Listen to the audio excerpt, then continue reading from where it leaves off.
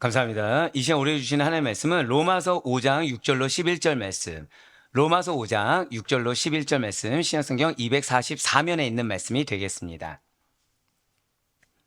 로마서 5장 6절로 11절 말씀, 신약성경 244면에 있는 말씀이 되겠습니다. 자, 우리 말씀 한 절씩 교독하신 후에 마지막 11절 말씀은 한 목소리 합독하도록 하겠습니다. 제가 먼저 6절 말씀 읽도록 하겠습니다. 우리가 아직 연약할 때 기약대로 그리스도께서 경건하지 않은 자를 위하여 죽으셨도다. 의인을 위하여 죽는 자가 쉽지 않고 선인을 위하여 죽는 자가 혹 있거니와 우리가 아직 죄인 되었을 때 그리스도께서 우리를 위하여 죽으심으로 하나님께서 우리에 대한 자기의 사랑을 확증하셨느니라. 그러면 이제 우리가 그의 피로 말미암아 의롭다 하심을 받았으니 더욱 그로 말미암아 진노하심에서 구원을 받을 것이니 곧 우리가 원수 되었을 때 그의 아들의 죽으심으로 말미암아 하나님과 화목하게 되었은즉 화목하게 된 자로서는 더욱 그의 살아나심으로 말미암아 구원을 받을 것이니라.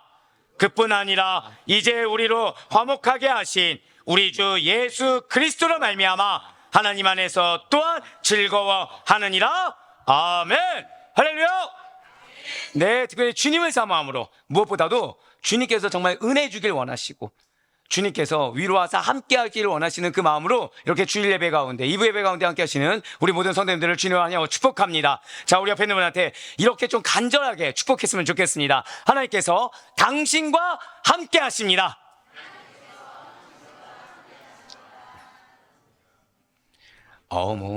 사랑이 흘러넘치네요. 네. 자, 두 번 더 인사할 거예요. 우리 두 번 더 인사하실 때, 자, 한 번 더. 하나님은 사랑이십니다. 자, 한 번 더요. 그 하나님이 당신을 정말 사랑하십니다. 믿으십니까? 정말 믿으세요? 그럼 지난 한 주가 어떻게 사랑을 많이 느끼셨습니까? 방금 그 아멘은 어디로 가고 지금 갑자기 또 일부만 이렇게 갑자기 또 아멘이 나옵니까? 예, 맞아요. 우리 머리로 알고 있죠. 하나님은 사랑이세요. 점점 아멘이 줄어드네요. 점점. 왜냐하면 알고 있는데 지난 한 주간만 봐도 사랑 받으셨습니까? 이제는 한 명. 이게 현실이에요. 이게 분명 하나님은 사랑이시라고 하는데 나는 사랑받은 적이 없는 것 같아요. 하나님 사랑이시라고 하는데 사랑이 잘 느껴지지 않는 겁니다. 뭐만 느껴지셨죠? 십자가. 뭐만 느껴지셨죠? 괴로움. 뭐만 느껴지셨죠? 모호함. 뭐만 느껴지셨죠? 의구심. 예, 맞아요. 누구나 하나님은 사랑이란 걸 모르지 않습니다. 근데 지금 작금의 현실의 가장 큰 문제는 고백하실까요? 사랑이 나에게 다가오지 않습니다. 이게 진짜라는 거예요. 이게 솔직한 고백이라는 거죠. 우리 옆에 있는 분한테 한 번 더 이렇게 축복합시다. 그래도 하나님은 당신을 사랑하십니다. 예, 맞습니다. 내가 와닿지 않는다고 해도 이 가운데 그럼 좋아요. 나는 안 와닿으니까 하나님 사랑 다 받지 않아도 좋습니다라고 얘기할 자는 단 한 명도 없을 것입니다. 누구나 다 사랑을 받고 싶어 해요. 제가 기대했던 쪽은 아멘이 안 나오고 다른 쪽에서 아멘이 나와서 누구나 다 사랑을 받길 원하죠. 보통 이런 얘기는 아멘 했을 때 청년들이 아멘을 해야 되는데 청년들은 다 지금 조용히 오히려 누가 다 아멘하죠? 아내들이. 누구나 다 사랑을 받고 싶어 합니다. 맞아요. 주는 것도 주는 거지만 받길 원하죠. 배우자는 배우자에게 사랑을 받길 원하고 자녀는 부모의 사랑을 받길 원하고 부모는 어떻죠? 부모 역시도 자녀의 사랑을 받길 원하죠. 간혹 그럴 수는 있습니다. 홀로 있는 시간 필요합니까? 안 필요합니까? 홀로 있는 시간 필요하죠. 근데 그 홀로 있는 시간을 갖고 싶다고 하는 그 이면에도 나를 사랑해주고 나를 배려해주고 나를 존중해줘서 나를 좀 내 시간을 보장해주는 바로 그런 존중받고자 하는 마음이 있다는 거예요. 그런데 이렇게 세상 사람들, 믿는 자들뿐만 아니라 세상 사람들 역시도 가장 원하기는 하지만 동시에 가장 힘들어하는 것이 바로 이 사랑이라는 거죠. 예, 맞습니다. 누구나 다 사랑을 받고 싶습니다. 하지만 실제로 사랑을 받기도 힘들고 받은 그 사랑을 끝까지 지켜내기란 매우 어렵다는 거예요. 왜입니까? 인간의 사랑이라는 것이 유한하다는 거죠. 어떠한 감정이나 조건, 이해타산에 따라서 쉽게 흔들리는 것이 인간의 사랑이라는 것입니다. 한번 오늘날의 현실을 보시길 바라요. 많은 청년들이 실제 결혼을 주저합니다. 실제 결혼을 주저하죠. 그 이유가 무엇입니까? 여러 가지 리서치 조사가 있어요. 그럼 여러 가지 이유가 나오죠. 뭐 물질의 문제 때문에 어떤 관계, 뭐 여러 가지 세상적인 사회적인 현상의 문제는 있지만 결론은 뭐냐? 그걸 다 한 가지 주제 카테고리로 AI가 취합해 왔더니 나오는 것이 무엇이냐? 결론은 자신이 없다는 거예요.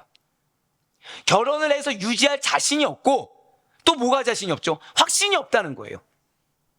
내가 나 하나 인생 살기도 힘든데 배우자와 함께 나아가는 것도 확신이 없고 지금 내가 나조차도 완전하지 않은데 자녀를 낳아서 키울 확신이 없다는 것입니다. 예, 맞습니다. 사랑을 받는 것도 힘들지만 지금은 사랑을 주는 것도 힘겹게 됐어요.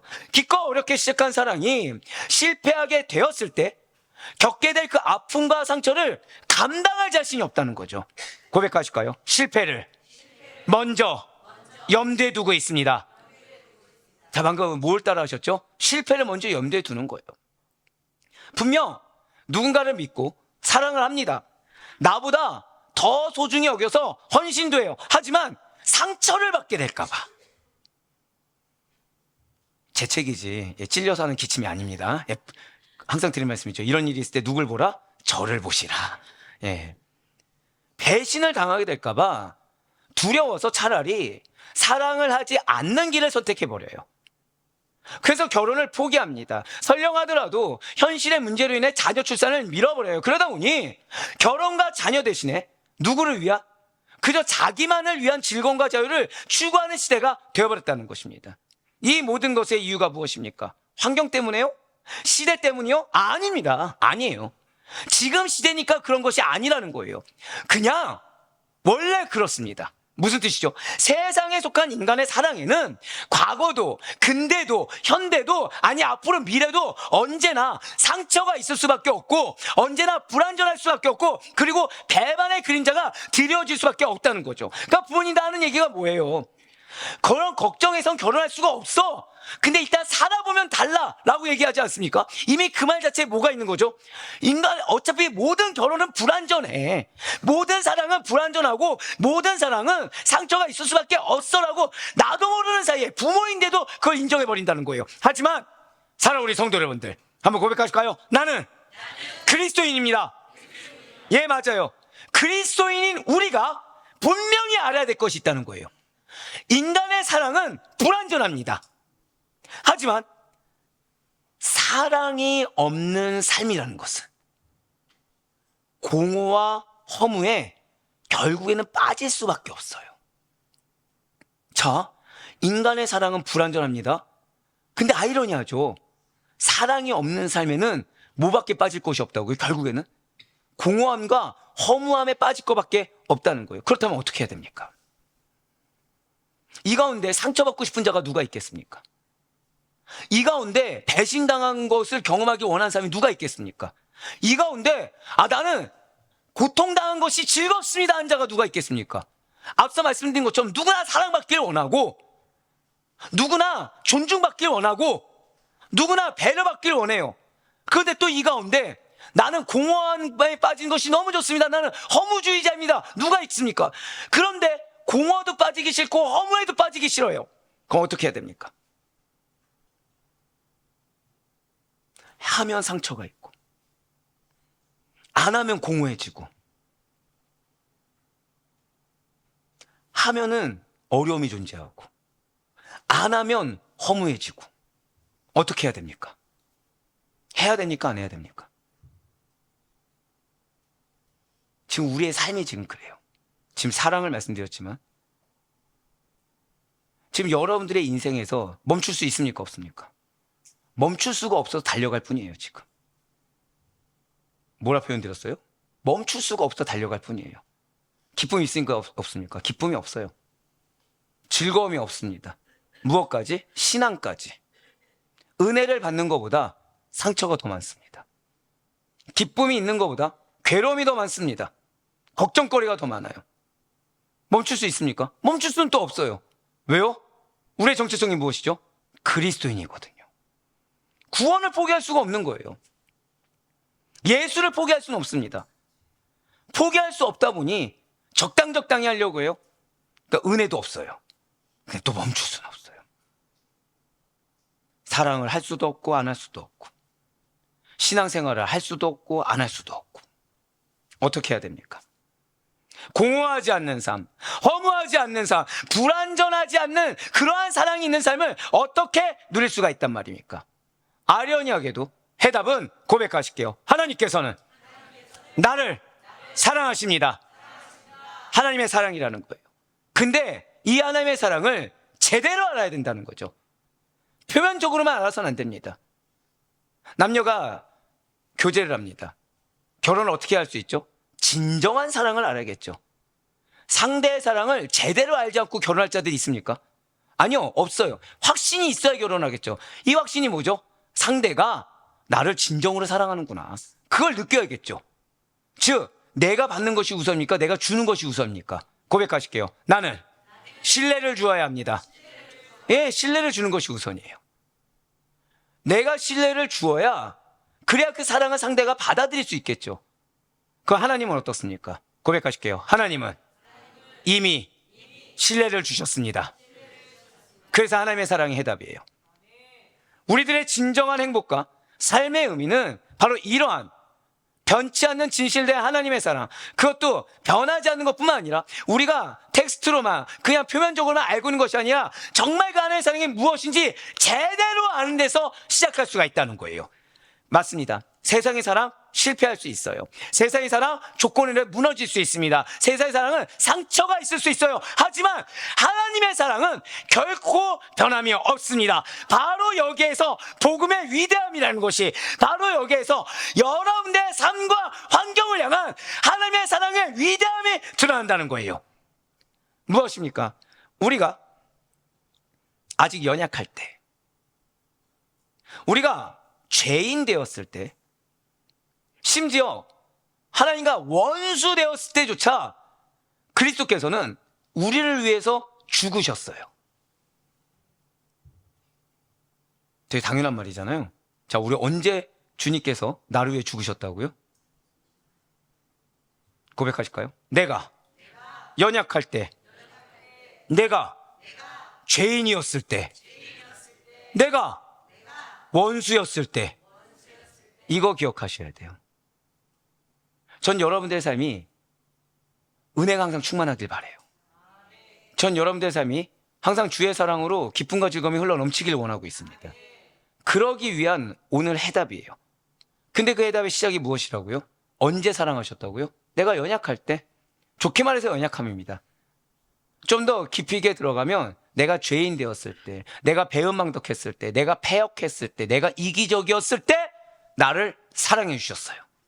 나를 위해 대신 죽어주셨습니다. 바로 이것이 우리를 향한 하나님의 사랑이 단순한 감정이 아니라 객관적으로 확증된 사실임을 보여주는 근거가 됩니다. 분명 인간의 사랑은 배반될 수 있다고 말씀드렸죠. 하지만 하나님의 사랑은 이미 역사 속에서 십자가로 입증되었고 지금도 유효하다는 사실을 잊지 마시길 바라요. 그래서 우리 주님께서는 바로 이 시점이 어떤 시점입니까? 유난히 팍팍해요. 공허합니다. 포기하고 싶은 거죠. 여러분들 포기를 왜 하고 싶은지 아십니까? 말씀은 알겠어요. 뭐 해야 될지 알겠습니다. 근데 이게 해소가 안 되는 거예요. 이게 마음의 해소가 안 되는 거예요. 어떻게 해야 되는지 몰라서가 아니라 아이러니하죠. 아는데 이게 나한테 실제가 안 돼요.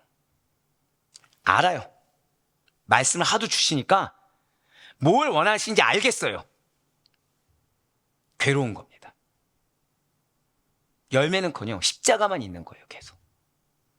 내가 언제까지 인내해야 될지도 모르겠고, 내가 언제까지 참아야 될지도 모르겠고, 언제까지 내가 이런 수모를 당해야 될지도 모르겠고, 언제까지 내가 그냥 그 말씀 하나 믿고 묵묵해야 될지를 모르겠는 거예요. 근데 그렇다고 포기해버리자니 말씀이 너무 명확한 겁니다. 말씀이 너무 명확해요. 성경 인물을 통해서 보여주는 그 인물도 마치 내 얘기 같아요. 너무 명확한 겁니다. 그러니까 포기도 못하겠어요. 그러다 보니 의욕이 자꾸 상실되는 겁니다. 그러다 보니 자꾸 타협안을 제시해요. 이 정도만 해야지. 이만큼만 해야지. 여기 이 정도면 충분하지 않아. 왜? 이전보다는 더 좋아졌으니까.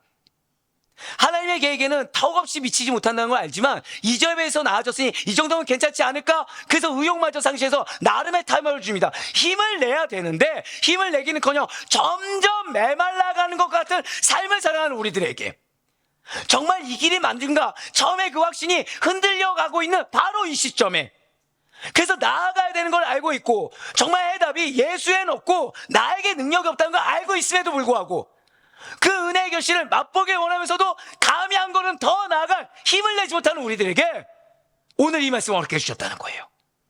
바로 로마서 16마의 복음의 틀에 15번째 시간으로 절대 고백하시겠습니다. 연약함 속에 드러난 사랑. 사랑이 어디에서 드러났다고요? 연약함에서 드러났어요. 사랑이 어디서 드러났다고요? 앞서 말씀드린 것처럼 죄인일 때 사랑이 드러났어요. 패역할 때 드러났어요. 배은망덕할 때 드러났어요. 매번 마음이 변개하는데 마음이 흔들리는 갈대와 같은 내 앞에서 드러났고 이기적인 내 앞에서 사랑이 드러났습니다. 이 제목으로 오늘 그 내용으로 우리들이 흔들리는 사랑이 아니라 이루어지지 않을 사랑이 아니라 영원히 확증된 고백하실게요. 나에게는 확증된 사랑을 주셨습니다. 바로 그거예요. 영원히 확증된 누구에게요? 나에게 그 하나님의 사랑 위에서 여러분들의 믿음과 여러분들의 삶과 여러분들의 기업을 이루게 원하시는 하나님의 뜻하심을 받을 수 있는 우리 모두가 되길 간절히 소망합니다. 먼저 오늘 보면 로마서 5장 6절부터 8절까지 말씀 보도록 하시겠습니다. 우리가 아직 연약할 때에 기약대로 그리스도께서 경건하지 않은 자를 위하여 죽으셨도다. 의인을 위하여 죽는 자가 쉽지 않고 선인을 위하여 용감히 죽는 자가 혹 있거니와 우리가 아직 죄인 되었을 때 그리스도께서 우리를 위하여 죽으심으로 하나님께서 우리에 대한 자기의 사랑을 확증하셨느니라. 아멘. 다시 여쭤볼게요. 언제 죽으셨다고요? 결론부터 말씀드리면 하나님은 여러분들에게 기쁨 주길 원하세요. 하나님은 여러분들에게 즐거움을 주길 원하시고 하나님은 여러분들에게 표면적인 외식적인 신앙이 아니라 신앙이 실제 삶이 되길 원하십니다. 근데 그것이 사단이 계속 공격을 하는 거죠. 마음에 의구심을 주는 거예요. 왜요? 근거는 뭐죠? 인간 세상 속에서의 나의 체감도, 내가 경험한 상처, 내가 경험한 어려움, 낙심을 자꾸 근거하는 거예요. 그러면서 나를 위로한 듯한 사람의 말에 현혹되게 되는 거죠. 사람의 말이 큽니까? 하나님의 말씀이 큽니까? 하나님의 말씀이 크죠? 하나님의 말씀이 절대적이죠? 그래서 그 시작점을 이걸로 해야 된다는 거예요. 자, 언제 사랑해 주셨다고요? 언제 죽어 주셨습니까? 이게 중요해요. 연약할 때예요. 하나님께서 내가 연약할 때, 근데 또 하나가 있어요. 여러분들, 경건하지 않은 것은 죄입니까? 있을 수 있는 일입니까? 우린 다 알고 있죠. 우린 거룩해야 된다는 거, 우리 경건해야 된다는 거. 경건하지 않을 때, 경건하지 않고 죄를 지을 때, 그리고 예수님의 입장에서는 배신할 때, 외식할 때, 그리스도를 십자가 대속물로 죽게 하심으로 당시의 사랑을 나타내 보이셨다는 거예요. 언제라고요? 연약할 때, 죄 지었을 때, 경건하지 않을 때, 배은망덕할 때, 외식할 때. 항상 드린 말씀이 있죠. 반복은 왜라고요? 중요하기 때문에. 우리가 언제 포기한지 아십니까? 내 마음을 근거 삼았을 때예요. 우리가 언제 포기한지 아십니까? 내 상황을 근거 삼았을 때예요. 그런데 주님이 여러분들을 사랑하시고 여러분들에게 구원을 주실 때는 여러분들의 마음을 근거로 삼으신 것이 아니라는 거예요. 여러분들의 상황을 근거로 삼으신 것이 아니에요. 지금 여러분들 둘러싸 어떤 여건 때문에 사랑해 주신 것이 아니라는 거죠. 물론 7절 보시는 것처럼 의인을 위해 죽거나 선인을 위해서 죽는 자가 간혹가다 있을 수 있습니다. 그러니까 우리가 역사를 봐도 왕을 구하기 위해서 신하가 대신 죽는 일 있습니까? 없습니까? 당연히 있죠. 신하가 대신 죽는 일 역시도 있을 수 있어요. 그런데 아주 극악무도한 죄를 지은 자를 대신해서 민족의 반역자를 위해서 사형 집행을 앞둔 자를 위해서 누가 봐도 천인 공노한 짓을 저지른 자를 대신해서 나를 대신 그 자를 위해서 죽어주세요. 그 자를 대신해서 나를 사형에 처하게 해주세요. 라고 하실 분 계십니까? 안 계십니까? 예를 들어서 여러분들 중에 뉴스 기사에 누가 봐도 지탄받을 만한 어떤 죄인이 딱 나왔어요, 기사에. 근데 그분을 위해서, 그 자를 위해서 대신 죽어줄 자 있습니까? 없습니까? 한 명도 없어요. 고백하실게요. 연약할 때, 죄인 되었을 때 사랑해 주셨습니다. 이게 그래서 중요해요. 그럴 수가 없다는 거죠. 극악무도하게 지은 죄를 가진 자를 위해서 대신 나를 사형에 처해도 좋습니다 라고 하는 일은 일어날 수가 없는 희박한 일, 아니 거의 불가능한 일이라는 것입니다. 그렇기 때문에 사람이 다른 누군가를 위해서 대신 죽는 일, 숭고한 용기일 수는 있어요. 하지만 그 대신 죽는 것도, 대신 희생하는 것도 의인을 위해서, 선인을 위해서, 또는 주종관계니까 어떤 관계성에서 할 수 있는 거지, 예수님처럼 아무런 관계없는 자를 위해서, 예수님처럼 극악무도한 욕을 먹어 마땅한 자들, 배은망덕한 자를 위해서 대신 죽는 일이라는 것은 전혀 그 궤를 달리한다는 것입니다. 단순한 용기를 뛰어넘어서 죄인을 대신한, 고백하실게요, 대속의 죽음. 이 대속의 죽음이라는 것은 한 번 더요, 차원이 다릅니다. 차원이 다르다는 거예요. 차원이 다른 사랑이라는 거죠. 그렇습니다. 진실로 예수님께서는 나 스스로는 도무지 죄의 형벌에서 벗어날 수 없는 이 죄인들의 형벌을 대신 감당하기 위해서 십자가에서 죽으셨어요. 있을 수 없는 일을 행하신 것입니다. 이러한 그리스도의 죽으심이라는 것은 우리 인간의 구원을 위한 유일하고도 완전한 희생이자 나를 향한, 누구를 향한요? 나를 향한 하나님의 무조건적인 사랑을 확실하게 보여준 사건입니다. 그렇다면, 예, 좋아요. 나를 사랑하신 게 어떤 조건, 근거 이 정도가 아니라 무가치한 자를 위해서, 배은망덕한 자를 위해서, 파렴치한을 위해서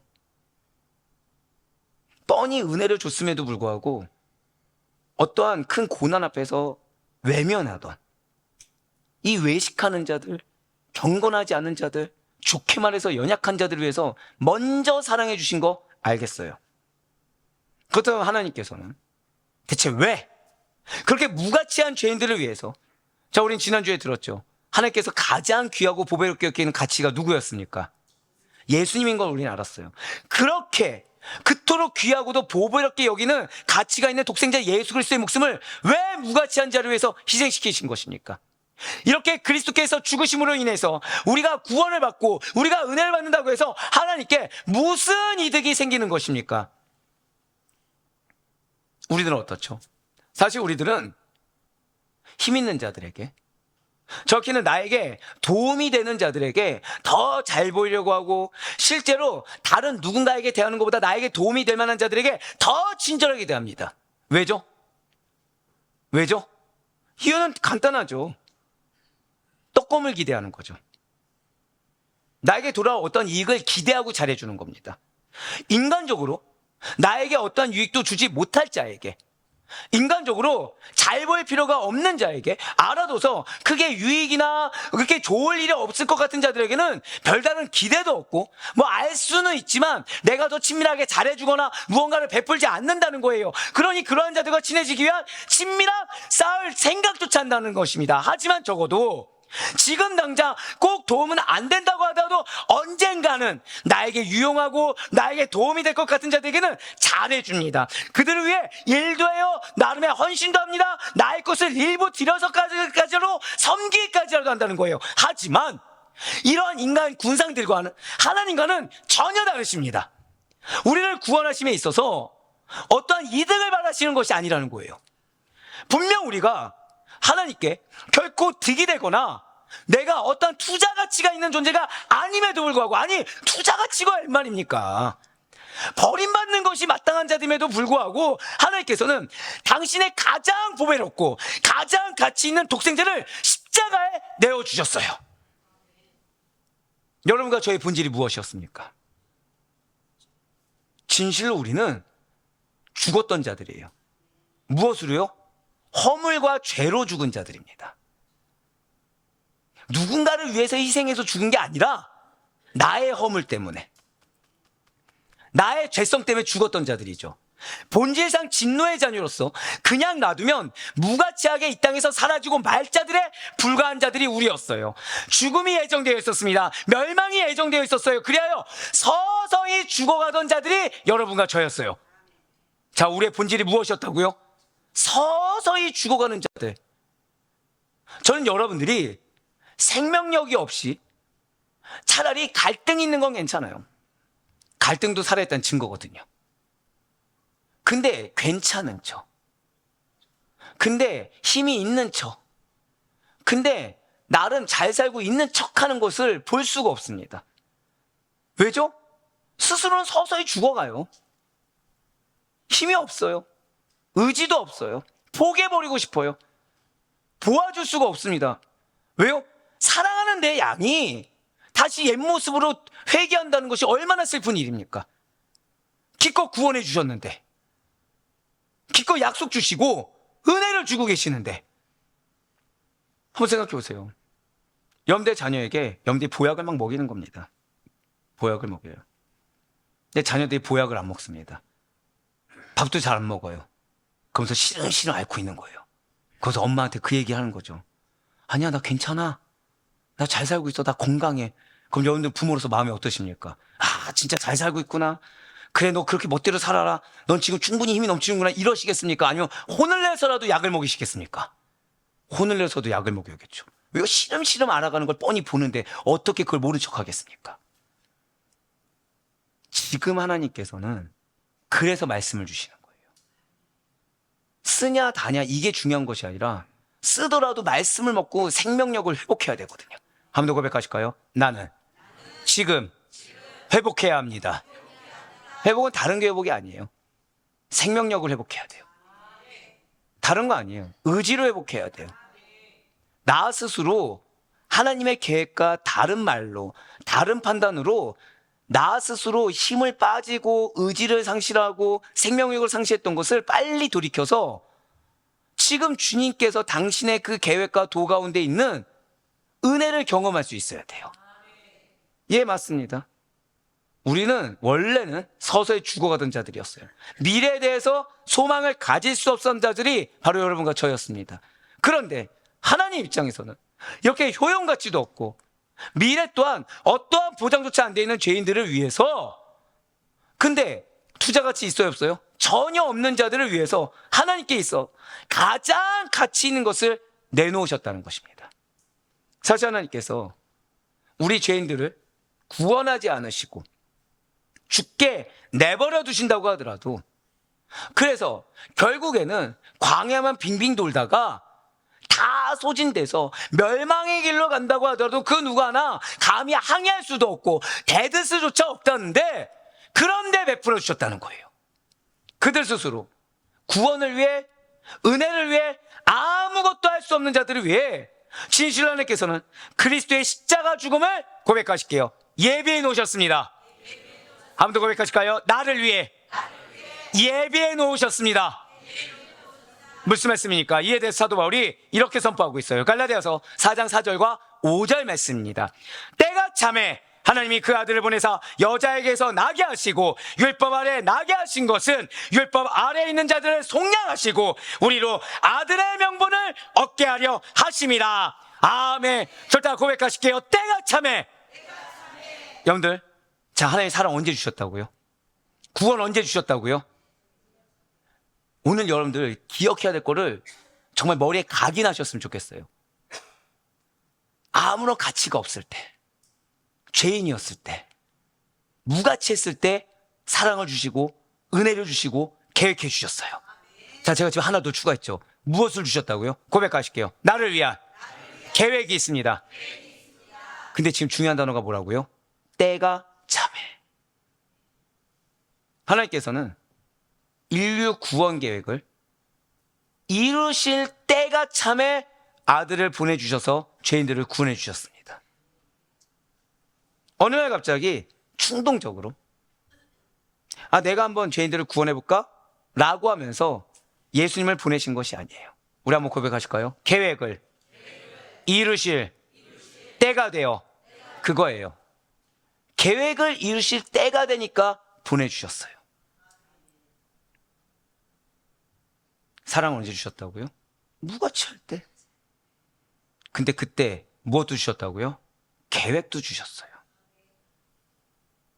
우리는 내 마음이 어려워서, 내 환경이 어려워서, 사랑도 못 느껴서, 괴로워서, 구원도 저 멀리 날려보내고, 계획도 의심합니다. 근데 그 순간에도 주님의 때는 다가오고 있어요. 한 번 더 고백하실까요? 나를 향한 계획이 있습니다. 그 때가 참해. 그 때가 이루실 때가 되니까 보내주셨어요. 인간의 어떤 때문에 보내셨습니까? 하나님의 계획이 때가 된 겁니까? 하나님의 계획이 때가 된 거예요. 내 눈에 가능성 보입니까? 안 보입니까? 아무것도 안 보이더라도 하나님의 계획의 때가 되니까 보내신 거예요. 그러니 예수님께서 이러한 무가치한 나를 위해 대신 죽으셔서 내가 구원을 받았다, 이런 나를 위한 계획을 세워놓으셨다, 이 사실을 아는 우리들은 마땅히 기대하며 감사할 수 있어야 된다는 거죠. 거저 얻은 인생입니다. 선물로 받은 기회예요. 아무도 고백하실게요. 계획이 기회 자체입니다. 말씀이 기회의 증거입니다. 바로 그거예요. 말씀해 주시죠. 계획 가운데 있으니까 주는 겁니다. 계획 가운데 없으면 말씀 주지 않아요.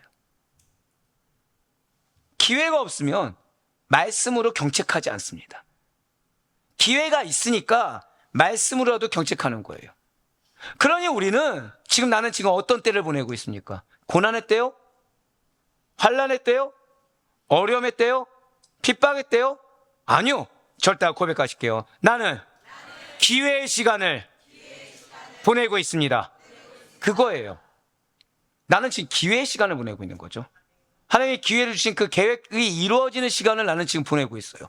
그렇기 때문에 우리는 매일이 감사할 수밖에 없고, 설령 내가 오늘 내가 원하는 기대에 따른 어떤 결과가 없다고 하더라도 나는 무엇을 할 수 있어요?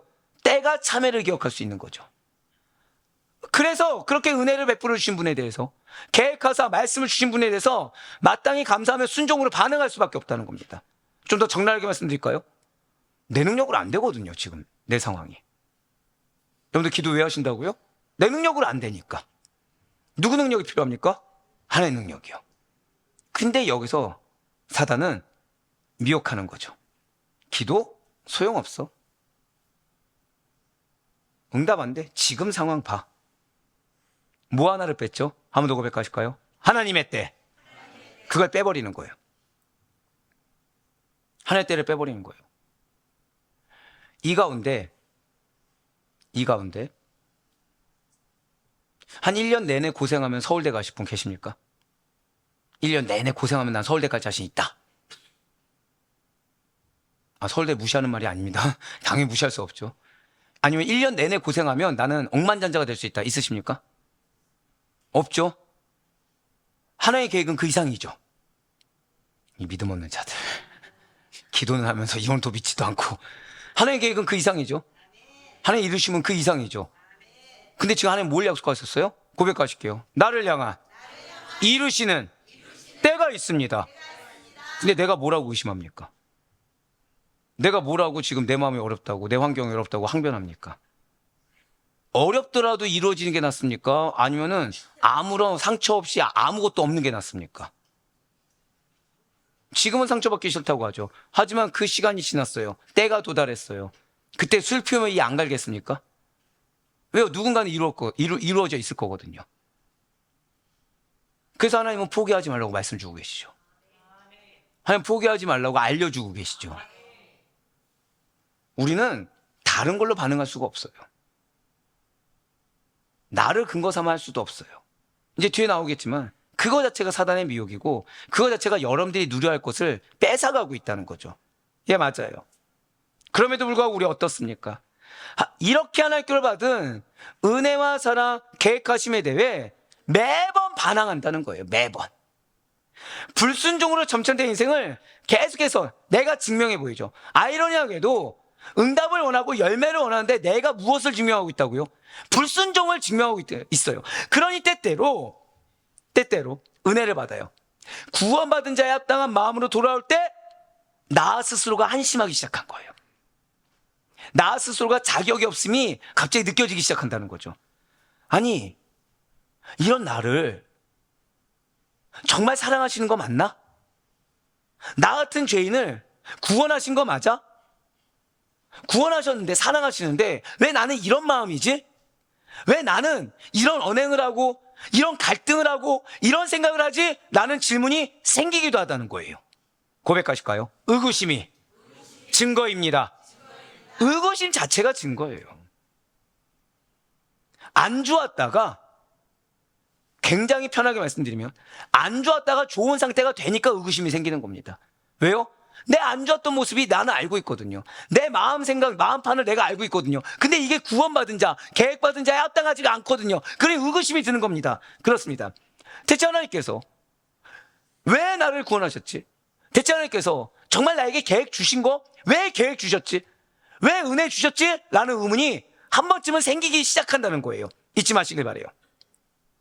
이미 하나님께서는, 고백하실게요, 나를 위한 뜻과 계획이 있습니다. 정확하게는 죄인들을 구원하시기 위한, 죄인들을 통해 당신의 뜻을 이루기 위한 계획이 있으셨다는 거예요. 그리고 기억하세요. 이러한 계획은 우리 인간들이 가지고 살아가는 세상적인 꿈과 비전과는 전혀 다릅니다. 사랑하는 성도님들, 우리들의 인생은 맞아요. 늘 꿈이 있고 늘 비전을 세우며 살아갑니다. 학생은 성적과 진로를 두고 비전을 가지죠. 직장인은 성공과 승진을 두고서, 가정은 평안과 행복, 발전을 꾸미고 비전을 삼습니다. 심지어 교회 역시도 때로는 사람의 관점에서의 성공과 성취를 교묘하게 비틀어서, 부흥과 성장이라는 말로 교묘하게 비틀어서 비전으로 여기곤 한다는 거예요. 자, 방금 뭐라 말씀드렸어요? 하다못해 교회 역시도 사람의 관점에서의 성공과 성취를 부흥과 성장이라는 말로 교묘하게 비틀어서 비전을 여기고 있다는 거죠. 하지만 성경은 분명히 우리에게 선포하고 있다는 거예요. 절대 고백하실게요. 우리의 비전과 하나님의 비전은 같지 않습니다. 잘 기억하셔야 돼요. 인간의 비전은 본능적으로 자기중심적입니다. 인간의 비전이 본능적으로 무엇이라고요? 자기중심적이에요. 인간은 언제나 자기중심적으로 흘러갈 수밖에 없는 족속들입니다. 여러분들, 며느리 되신 분들한테만 한번 여쭤볼게요. 네, 시어머니 모셔보신 적 있습니까? 한 명만. 제가 알기로는 지금 한 명이 아니라 지금도 모시는 분이 계시는데, 그럼 왜 이런 얘기 들으실 때가 있죠? 아유, 애미야 힘들어서 어떡하니? 나 때문에 힘들지? 근데 다 알아. 나는 아무것도 필요 없어. 너가 이렇게 건강하게 잘 살아주기만 하면 돼. 진담입니까? 거짓입니까? 네, 이 웃음이 거짓이라는 거 알고 있죠. 그래서 진짜 그렇게 여기고 어머니를 뒷방 늙은이 취급하면서 우리 가족끼리만 잘 먹고 잘 살았어요. 그 어머니 입에서 나올 말이 뭐죠? 행복하다. 너희가 잘 먹고 잘 살까 행복하답니까? 아이고, 늙으면 죽어야지입니까? 자연스럽게 뭐가 나오죠? 섭섭함이 나오죠. 그러면 시어머니가 얘기했던 나의 꿈과 비전은 우리 가족이 너희끼리 잘 먹고 잘 사는 거야, 나는 빨리 하나님 만났으면 돼입니까? 아니면 사실은 너희가 잘 먹고 잘 살면 좋지만 나도 챙겨야 됩니까? 정직한 자들을 축복합니다. 그럼 좋아요. 부모님들 한번 여쭤볼게요. 자녀가 잘 되길 원하시죠? 이쪽은 안 원하시나요 혹시? 예, 자녀가 잘 되길 원합니다. 근데 때로는 부모가 자녀를 위해서 가진 비전에 부모의 욕심이 있습니까? 없습니까? 정직한 여러분들을 정말 사랑합니다. 그러니까 자녀가 원치 않아도 무슨 말로 숨기죠? 너희 잘 되라고.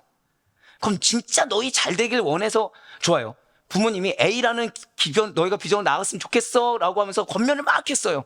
근데 자녀가 지질이 말을 안 듣고 A로 안 가고 B로 간 거예요. 근데 B에서 성공을 거뒀습니다. 행복하십니까? 아쉬우십니까? 저는 정직한 여러분들을 사랑한다니까요. 행복해야 되지만 마음 한켠에 뭐가 있죠? 내 영역이 없는 거예요. 그래도 내 말 들어서 잘 됐으면 좋겠거든요. 항상 드리는 말씀 있죠. 기침하는 분을 보시면 안 된다고. 네. 인간의 비전은요, 아무리 말씀으로 받았다 뭐 했다 해도 본능적으로 자기중심적입니다. 내가 우리 가족을 위해서 이렇게 인내하고 이렇게 헌신하고 이렇게 핍박을 받아도 내가 말씀의 은혜 받아서 내가 잘 섬기고서 지금 잘 위치에 있습니다. 지금 이거 누구 드러냈습니까? 가족을 위해서라고 하지만 나를 드러내고 있어요. 그럼 가족의 비전이 하나님이 주신 비전이니까 지금 나의 비전입니까? 지독히도 인간은 언제나 자기중심적이에요. 인본주의적인 관점에서 이득을 추구하는 것이 어떻게 해요? 본능적으로 이득을 추구하는 것이 인간입니다. 하지만 하나님께서는 전혀 다른 차원의 뜻과 계획을 가지고 계세요. 인간은 본능적으로 자기 이익을 추구합니다.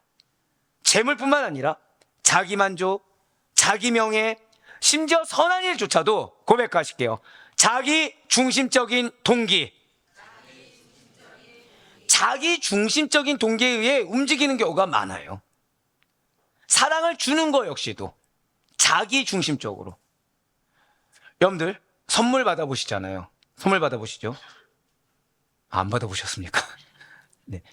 그럼 선물이 두 가지 이유가 있다고 생각해 보세요. 내가 원하는 선물을 준 사람과 내가 원하는 선물을 준 사람과 자기가 주고 싶은 거 준 사람, 어느 쪽이 나으십니까? 내가 원하는 걸 주는 게 선물이죠. 자기가 주고 싶은 거 준 거는 선물입니까? 아니면 나한테 떠맡기는 겁니까? 그냥 일방적이 되는 거죠. 강압적이 되는 거죠. 그건 우리가 선물이라고 할 수가 없겠죠. 하물며 선물이라고 할 수 없는, 예를 들어서 썩은 과일을 줬다고 생각해 보세요. 이건 선물이 됩니까? 안 됩니까? 선물이 안 되고 요즘 시대는 그걸 갑질이라고 얘기하죠. 예, 맞아요. 자기 중심적인 동기에 의해서 나는 그게 사랑이야, 나는 그게 선물이야 라고 하지만 사실은 비전도 아니고 사랑도 아니고 선물도 아닌 경우가 허다하다는 거예요. 공익을 추구하는 사회적 기업이나 봉사활동 역시도 깊이 들여다보면 언제나 자기 만족과 성취감을 위한 경우가 많고, 그 공동체 가운데서도 공동체를 위한다고 얘기하지만 그 내면에 보면 자기이익이 꼭 들어가게 된다는 거죠. 그래서 예레미야 선지자는 인간의 마음에 대해서 이렇게 고백하고 있는 것입니다. 예레미야 17장 9절 말씀 보시길 바래요. 만물보다 거짓되고 심히 부패한 것은 마음이라 누가 능히 이를 알리오마는. 아멘. 예, 맞아요. 우리들은 스스로는 나름의 선한 비전을 세운다고 하고 스스로는 하나님의 말씀 가운데 계획을 세웠다고 하지만 하나님의 시각으로 보면 여전히 타락한, 여전히 부패한 욕망이 섞여 있다는 것입니다. 이것이 인간의 한계라는 거예요. 그런데 우리는 상처를 어디서 받냐? 이 타락하고 부패한 욕망의 근거에서 상처를 받아버린다는 거죠. 내가 지금 상처 왜 받는다고요? 내가 왜 공고해진다고요? 자기 중심적인 동기에 의해서 설정해놓은 비전, 사실은 욕망인데 비전 가지고 이 비전 따라 같이 따라와 주지 않는다고, 이 비전 따라 함께 가지 않는다고, 이거 몰라준다고, 이거 너무 더디가고 아무런 과정과 열매가 보이지 않는다고 받지 않을 상처를 내가 받고 있다는 거예요. 고백하실게요. 인정해야 합니다. 사실은 내가 누군가를 사랑하는 것도 여기에 자기 중심적인 동기가 있다, 나의 개인적인 욕심이 있다, 이거부터 인정을 해야 되는데 그게 인정이 안 되고 나 스스로가 나를 마치 의인처럼 희생하고 있는 것처럼, 진짜 헌신하고 있는 것처럼, 내가 오롯이 혼자서 십자가를 다 지고 있는 것처럼 나를 스스로 비련의 주인공을 만들어 보이는 거예요. 비련의 여주인공 생각해 보세요. 결말 보기 전까지 그 과정 동안 뭐만 겪습니까? 뭐만 있죠? 비련의 여주인공 하면 뭐가 생각나죠? 눈물밖에 없죠. 그러니까 나 스스로 눈물 흘릴 일을 스스로 계속 자처하는 거예요. 계속 나 스스로 눈물 흘리고 괴로울 일을 스스로 만들고 있는 겁니다. 하나님은 그렇게 너가 비련의 여주인공이야 얘기한 적이 단 한 번도 없는데 어디서 시작해야 된다고요? 고백하실게요. 나의 비전과 하나님의 비전은 전혀 다릅니다. 바로 그거예요. 전혀 다르는 것이 무엇입니까? 여러분들이 꿈꾸는 것과 하나님 꿈꾸는 거 다르다? 아니요. 고백하실까요? 다른 차원의 은혜입니다. 그걸 기억해야 돼요. 그걸 기억하셔야 돼요. 하나님의 비전은 전혀 다른 차원의 은혜예요. 진실로 하나님께서는 은혜를 베풀어 주심으로 말미암아 죄인들이 장차 당하게 될 진노와 영원한 멸망에서 구출해 주셨습니다.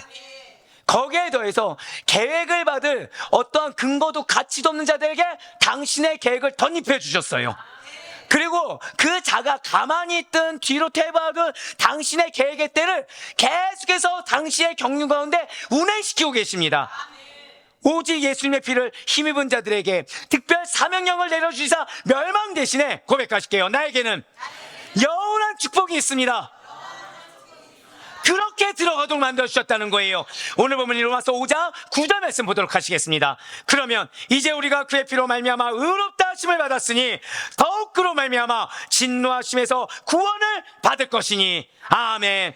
그렇습니다. 사랑하는 우리 성도 여러분들, 진실로 저와 여러분은 예수 그리스도의 보혈을 믿는 믿음으로 말미암아 의롭다함을 얻게 되었어요. 그 의로움으로 말미암아 계획하심을 받았습니다.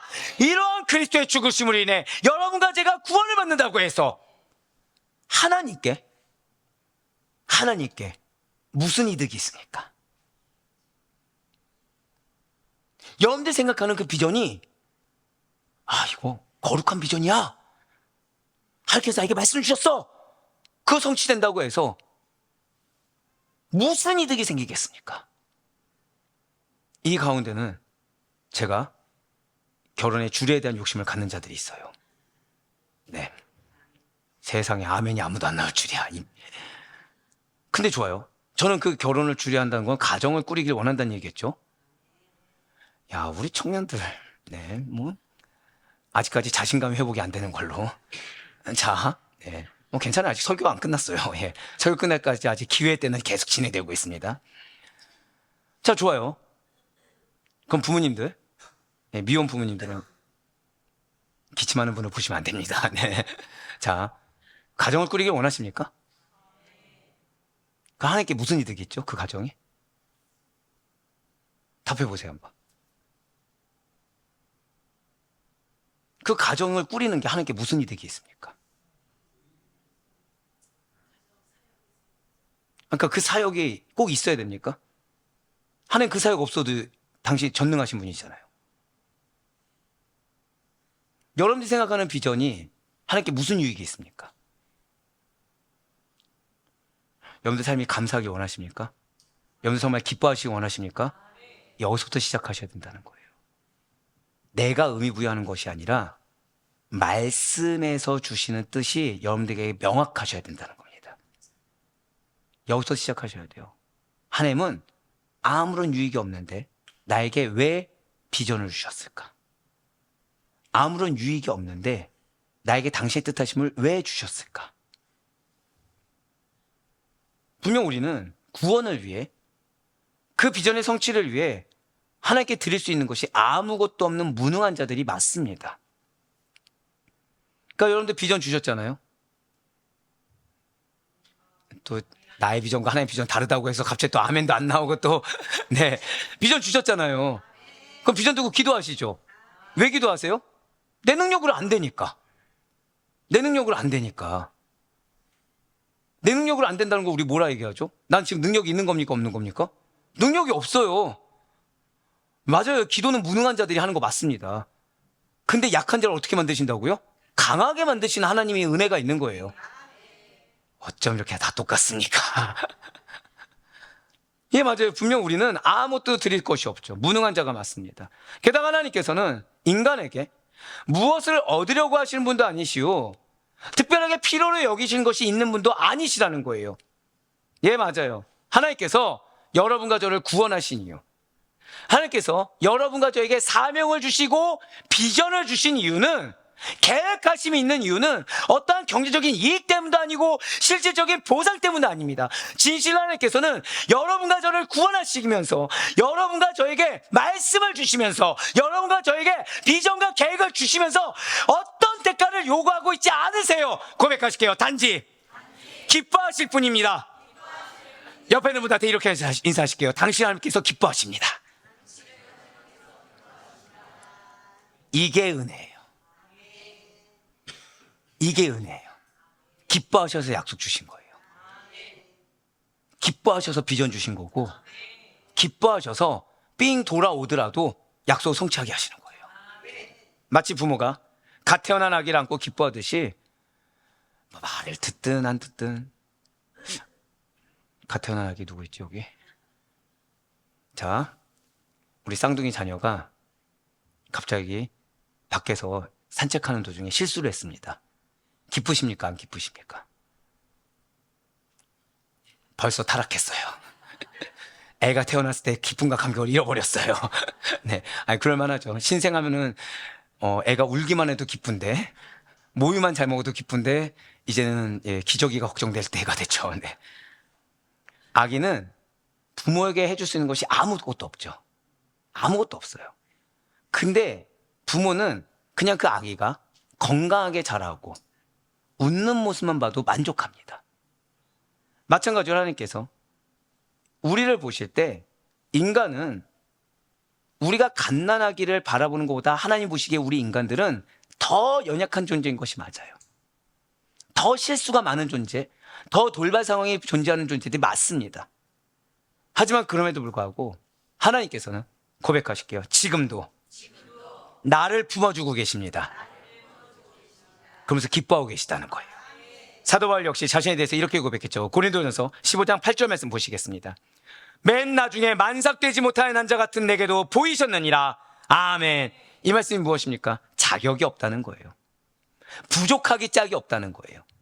지금 사도 바울 무엇부터 인정했습니까? 고백하실게요. 내가 나의 존재를 먼저 인정해야 합니다. 여러분들의 삶이 정말 기쁘기 원한다고 한다면, 여러분들의 삶이 정말 즐겁기 원한다고 한다면, 여러분들의 삶이 늘 항상 생명력 넘치게 그 확신 가운데 거하기를 원한다고 한다면 제일 먼저 선제되어야 될 것은 여러분들의 존재를 인정해야 돼요. 그 존재 인정이 나의 의를 드러내는, 내가 누군가에게 인정받고 존중받고 사랑받고 그러기 위한 내가 나를 올리는 인정이 아니라 내가 얼마나 무가치한지, 내가 얼마나 무능한지를 인정해야 된다는 거예요. 맞습니다. 진실로 구원은, 진실로 은혜라는 것은 인간이 무엇을 했기 때문에 주어진 것이 결코 아니에요. 오직 하나님의 은혜와 사랑의 사건인 것입니다. 사도 바울의 이 표현을 빌리자고 한다면 우리는 만삭되지 못하여 난자에 불과하다는 거죠. 이러한 불완전하고도 부족한 인간을 하나님께서는 왜 사랑해 주시기 때문인 것입니까? 이유는 하나예요. 고백하실게요. 하나님의 본질이 사랑이십니다. 우리는 지금 신앙생활을 하고 있죠. 신앙생활이 무엇입니까? 거룩한 하나님의 현상을 회복해가는 거예요. 우리는 무엇을 회복해야 된다고요? 고백하실게요. 나는 사랑을 회복해야 합니다. 바로 그거예요. 그 상처가 있을 수 있죠. 어려움이 있을 수 있죠. 괴로울 수 있죠. 왜요? 회복하는 단계니까. 왜요? 신뢰를 회복하는 단계니까. 왜요? 지금 실수와 연약함을 회복하는 단계니까. 지금 우리 어떤 단계라고요? 고백하실게요. 사랑을 회복하는 단계입니다. 그래서 상처도 경험하게 하시고, 어려움도 경험하게 하시고, 때로는 막막함도 경험하게 하시고, 지금 우리는 사랑을 회복하는 단계예요. 하나님의 형상을 회복하는 단계. 진실로 사랑이신 하나님께서는 우리 인간을 처음 창조하실 때 사랑을 추구하고 사랑을 받기 원하는 존재로 만드셨습니다. 그러니까 내가 사랑받기를 원한다. 당연해요. 당연합니다. 당연해요.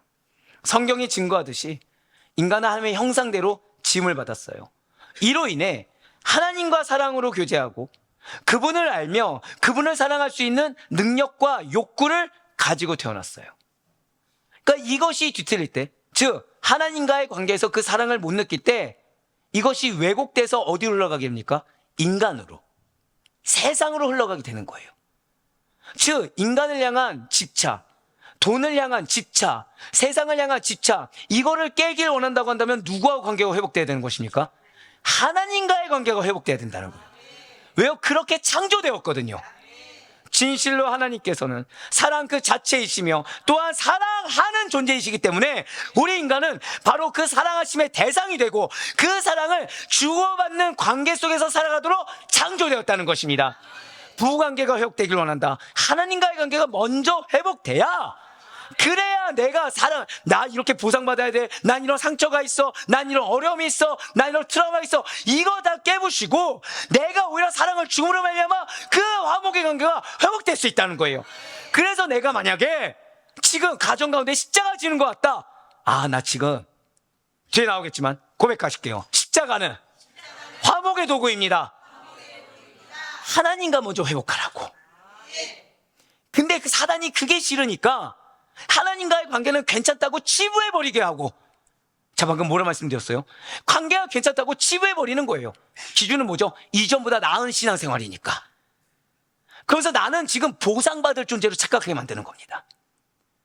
여러분들, 보상은 사람에게 받는 것이 아니라 하나님이 보응해 주시는 거예요. 나는 하나님의 사랑을 회복하는 자. 하나님은 당신이 사랑받기를 원하셨으니까 먼저 주셨습니까? 먼저 주셨죠. 그러니까 내가 진짜로 배우자와 가족 간의 관계가 회복되길 원한다. 먼저 줄 수 있어야 돼요. 근데 지금 줄 수가 없죠. 왜요? 나 아직 회복되지 않았으니까. 그래서 정말 내가 이 가정 가운데 온전히 변화되길 원한다. 그럼 나는 제일 지금 급선무가 무엇입니까? 고백하실게요. 내가 먼저 하나님의 사랑을 회복해야 합니다. 바로 그거예요. 그렇기 때문에 인간이 이 사랑을 추구하는 본성은 단순한 감정이 아닙니다. 지극히 당연해요. 하나님과의 관계 속에서 참된 기쁨과 행복을 누리기 위한, 잘 기억하시길 바라요, 하나님께서 친히 심어주신, 고백하실게요, 영적 본질입니다.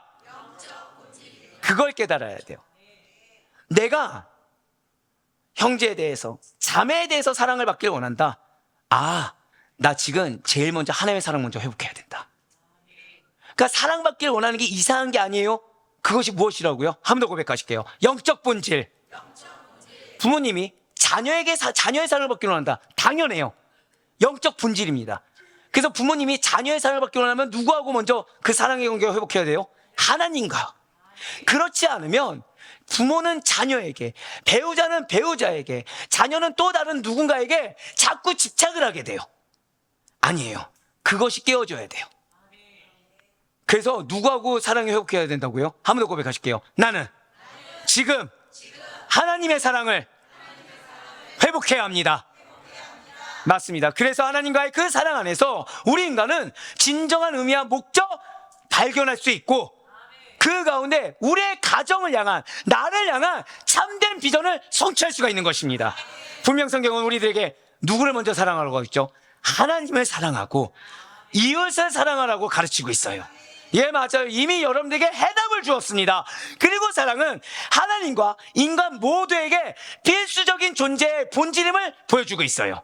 진실 하나님께서는 우리 모두를, 한번 고백하실게요. 나는 사랑받을 존재입니다. 한 번 더요. 나는 사랑을 주고 사랑을 추구하는 존재입니다. 그렇게 만드셨어요. 왜이겠습니까? 바로 그것이 하나님 본인의 사랑의 본질과 창조 목적에 부합하기 때문입니다. 이러한 맥락에서 인간은 사랑을 주고 받는 피조물로 만들어졌고, 하나님과의 그 사랑의 관계 안에서 삶의 목적과 의미를 완전하게 실현하게 되는 거예요. 바로 여기서 매우 중요한, 우리들이 반드시 붙들어야 될 매우 중요한 교훈이 있습니다. 하나님께서 나를 사랑하시고 구원하신 목적은 단순히 우리의 만족이 아니라, 한 번 더 고백하실게요, 하나님의 영광, 궁극적으로 하나님의 영광에 있다는 것입니다. 이에 대해 성경이 이렇게 증거하고 있어요. 이사야 43장 7절 말씀과 에베소서 1장 6절 말씀 보도록 하시겠습니다. 내 이름으로 불려지는 모든 자, 곧 내가 내 영광을 위하여 창조한 자를 오게 하라. 그를 내가 지었고 그를 내가 만들었느니라. 이는 그가 사랑하시는 자 안에서 우리에게 거저 주시는 바 그의 은혜의 영광을 찬송하게 하려는 것이라. 아멘. 부기세 표현된 물으시기 하래요. 지금 하나님께서 우리를 어떻게 하셨다고요? 자기 영광을 위해서 창조하셨다는 거예요.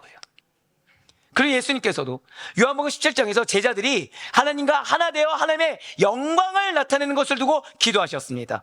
네, 맞습니다. 분명 성경은 하나님께서 자기 영광을 위해 우리를 창조하시고 구속하시며 영화롭게 하신다라고 말씀하셨어요. 바로 이것입니다. 쉽게 말씀드릴게요. 여러분들의 구원과 여러분들의 비전과 하나님의 영광은 서로 반대되지 않아요. 무관하지가 않습니다. 오히려 하나님의 영광이 드러날 때 여러분들의 비전은 완성하게 돼요. 여러분들의 구원은 완성하게 되는 것입니다. 지금 내가 정말 기도가 응답되기를 원한다, 계획이 성취되기를 원한다, 하나님의 영광을 드러내세요. 앞서 말씀드린 대로 내가 가족이 구원받기를 원하고 변화받기를 원한다고 하면서 내가 기도하고 있지, 내가 희생하고 있지, 그게 뭐예요? 지금 하나님의 영광을 내가 가리고 있는 거예요. 내가 지금 가족의 비전을 내가 맡고 있는 거예요. 아니에요. 하나님께서는 당신께서 영광 받으실 때 그분의 백성은 반드시 응답되게 되어 있고 반드시 계획이 성취되게 되어 있으며 진정한 행복과 기쁨을 누릴 수 있음을 잊지 마시길 바랍니다. 그래서 때로 하나님이 여러분들을 지금 나는 준비가 안 됐다고 생각하는데 세우실 때가 있어요. 그때 순종해야 되는 이유가 무엇인지 아십니까? 이유는 하나예요. 여러분들 향한 비전을 성취하길 원하시거든요. 그래서 지금 내가 준비가 안 된 것 같아요. 내가 지금 어려워요. 내가 힘들어요. 근데 하나님은 사명을 주시는 거예요. 계속. 이룰 수 있어서 아니요. 이루길 원하셔서. 고백하실까요? 사명은 이루시길 원하시는 하나님의 뜻입니다. 그거예요.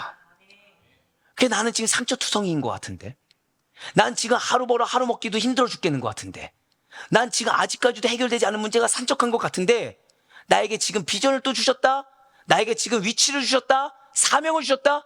이유가 무엇이라고요? 그걸 통해 영광이 드러나길 원하시고 그걸 통해 이루시길 원하신다는 것입니다. 그렇다면 구원받은 우리 이제 어떻게 살아야 되는 것입니까? 매우 명료하죠. 우리는 지금 가장 필요한 거, 저도 한번 선포하실게요. 나는 하나님의 관계가 회복되어야 합니다. 그거예요. 그거. 하나님의 관계가 회복돼야 돼요. 하나님의 사랑이 회복돼야 돼요. 그 사랑을 체감해야 돼요.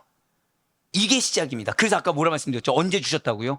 연약할 때, 죄인일 때, 무가치할 때, 난 누군가를 위해서 희생할 수 없는데 그런 나조차도 사랑해 주신 하나님, 그거부터 체감하셔야 된다는 거예요.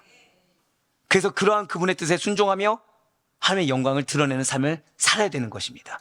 요한복음 15장 8절 말씀과 고린도서 4장 15절 말씀 보도록 하실게요. 너희가 열매를 많이 맺으면 내 아버지께서 영광을 받으실 것이요 너희는 내 제자가 되리라. 이는 모든 것이 너희를 위함이니 많은 사람의 감사로 말미암아 은혜가 다하여 넘쳐서 하나님께 영광을 돌리게 하려 함이라. 아멘. 무엇을 맺어야 된다고요? 열매를 맺어야 돼요. 모든 것이 누구를 위한 거라고요? 여러분들을 위한 것입니다. 저는 우리 중직들이 정말 축복받길 원해요. 그런데 무엇으로요? 내가 장로지, 내가 권사지, 이게 아니라, 제가 어제 굉장히 기분 좋은 얘기를 들었어요. 우리 장로님들을 보면 은혜가 되고 도져야 된다는 거예요. 인간적으로 아내가 아멘하면 안 되죠, 지금 여기서. 그게 무슨 모습으로 이 은혜가 되고 도져야 되십니까 했더니 놀라운 말씀하셨어요. 한 분은 누룽지 장로님이라는 거예요. 식당을 가면 섬기기 바쁘다는 거예요. 그리고 우리 장로님들 보면 생각나는 게 딱 하나라는 거예요. 매번 예배가 다 끝나고 청소만 하고 있대요. 무릎 꿇고 걸레질하고 있고, 자기 사비 털어가지고, 이렇게 또 이 말씀 듣다고 막 사비 털지 마시고 여러분들 가정에 쓰세요. 가정에서. 여러분들 사역은 1차적으로 어디에 있다? 가정. 그런데 청소하고 있대요.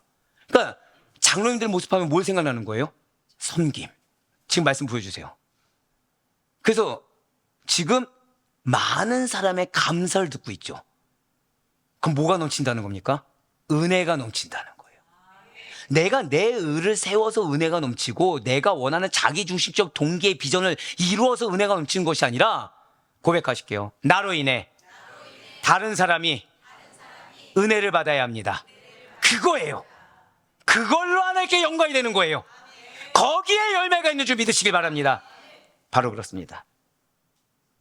성령으로 심어 성령의 열매를 겸손으로, 섬김으로, 희생으로 삶 속에서 많이 맺을 때, 근데 내가 드러납니까? 안 드러납니까? 안 드러나고 내 무릎만이 드러났을 때 하나님께 영광이 되고 참된 그리스도의 제자로 인정받아 칭의함을 받은 여러분과 저의 모든 삶이 우리 주변에 내 가족과 나에게 붙여준 영혼들의 삶이 감사로 반응하고 응답되어질 때 하나님께 영광을 돌리게 된다는 사실을 절대 잊지 마시기 바랍니다. 결국 구원은, 결국 여러분 향한 비전, 그 계획하심은 하나님의 놀라운 사랑과 그리스도를 통한 각오받은 은혜가 세상에 드러난 사건이며, 한번 고백하실게요. 나의 비전은 세상에 드러나야 합니다.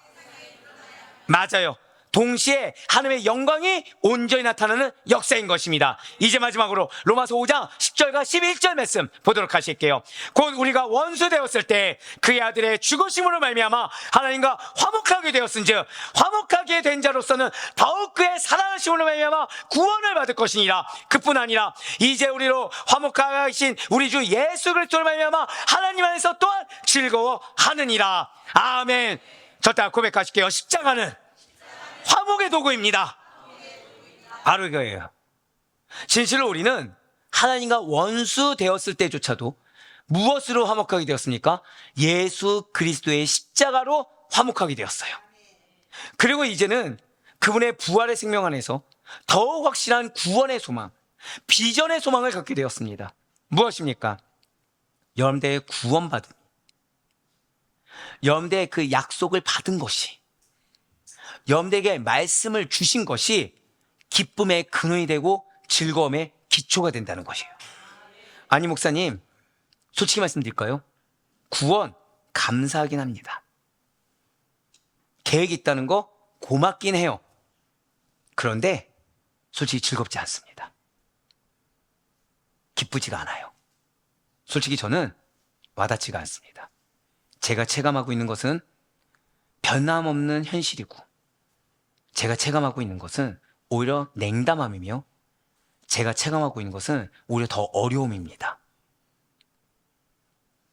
대체 왜 구원이 즐거움이 된다는 거, 말씀 주신 것이 기회고 은혜가 된다는 것이 내 삶에는 전혀 와닿지 않는, 도저히 믿어지지 않는 진리가 되어버리고 만 것입니까?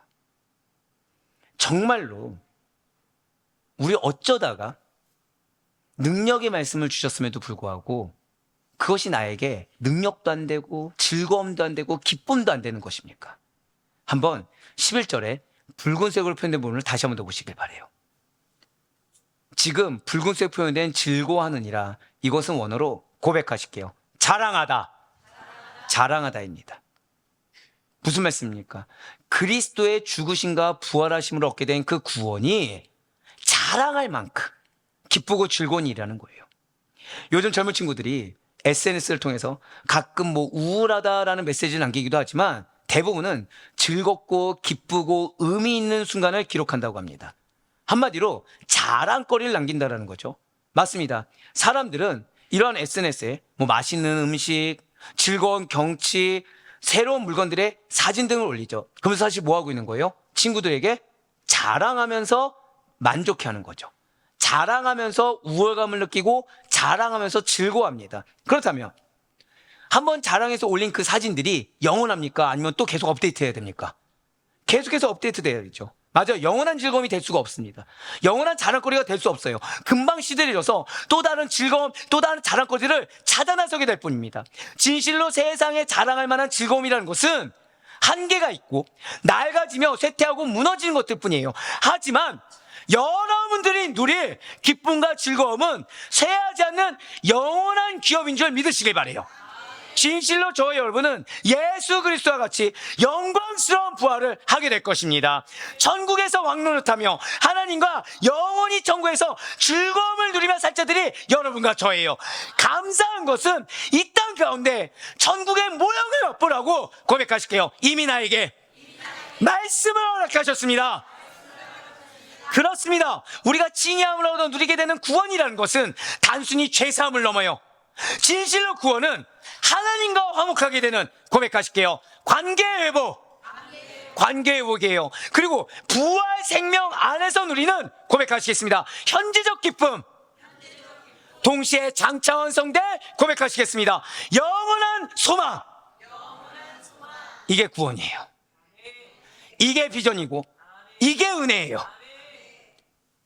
따라서 구원이라는 것은, 은혜라는 것은 현재적, 관계적, 영혼적 차원을 모두 아우르는 즐거움이자 자랑이고 여러분들의 삶의 실제라는 것입니다. 사도 바울이 즐거워한다, 자랑한다 라고 고백할 수 있었던 이유가 바로 여기 있다는 거예요. 그러면서 11절 말씀을 다시 한 번 더 보도록 하시겠습니다. 지금 붉은색 표현된 부분을 보시면 우리 주 예수 그리스도로 말미암아 하나님 안에서 또한 즐거워하느니라. 우리가 예수 그리스도의 보혈의 공로로 말미암아 얻게 된 구원이라는 것은 단지 변화된 지위나 해결책에 그치는 것이 아니에요. 여러분들의 기쁨, 여러분들의 자랑의 근원이 된다는 사실을 잊지 마시길 바랍니다. 그러므로 우리는 세상의 즐거움, 세상의 욕망이 전부인 것처럼 살아가는 자들이 결코 아니에요. 우리를 영원한 영광으로 부르신 하나님의 비전을 따라 한 번 더 마지막으로 졌다고 고백하실게요. 나는 말씀의 사람입니다. 한 번 더요. 나는 성령의 사람입니다. 그래서 말씀의 열매, 성령의 열매를 맺는 자들이 여러분과 저란 사실을 잊지 마시길 바랍니다. 그러니 이제 여러분들의 삶을 다시 점검해 보시길 바라요. 과연 여러분들께서는 하나님께서 주신 영원한 소망과 비전을 굳게 붙들고 계십니까? 아니면 관념적으로만 붙들고 계십니까? 왜 오늘 말씀을 여러분들에게 지금 주신 것입니까? 공고하고 공허하며 갈대 같고 메말라가는 것 같은 것을 아시기 때문이에요. 우리들의 삶에 즐거움을 주길 원하시고 기쁨을 주길 원하시고 확신 가운데 생명력을 주길 원하시는 하나님의 마음을 느끼시길 바랍니다. 고백하실까요? 나를 향한 때가 참에 그걸 기억하세요.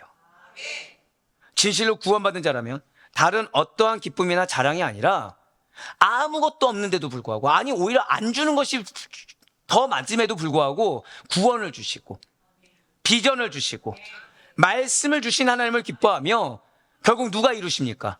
하나님이 이루실 그 하나님만을 자랑하는 자들이 되어야 됨을 잊지 마시길 바라요. 그러니 그런 나의 존재와 삶의 이유는, 그런 나의 가정 공동체의 존재 이유는 언제나 하나님께 영광을 돌리기 위함이라는 사실, 누구를 드러내지 말아야 돼요? 나를 드러내지 않는 가운데 말씀에 순종하는 나를 통해 하나님에게 영광이 됨을 잊지 마시길 바랍니다. 연약한 나를 찾아와 주신 그 크신 하나님의 사랑 안에서 하나님의 영광을 위해 살아가는 존귀한 존재가 우리의 합당한 정체성을 잊지 않으시는 가운데 바라옵기는 이렇게 그리스도께 받은 그 놀라운 사랑을 여러분들이 속한 공동체 곳곳마다 드러내시며 날마다 감사와 찬양과 기쁨으로 여러분들의 삶을 채우시기를, 하나님이 기꺼 주신 그 비전 안에서 흔들림 없이 걸어가 때가 참에 이루심을 경험할 수 있는 우리 성도님들 될 수 있기를, 그의 허다한 성령의 풍성한 열매로 온전한 증인으로 칭찬받을 수 있길 주님의 이름으로 간절히 축원합니다.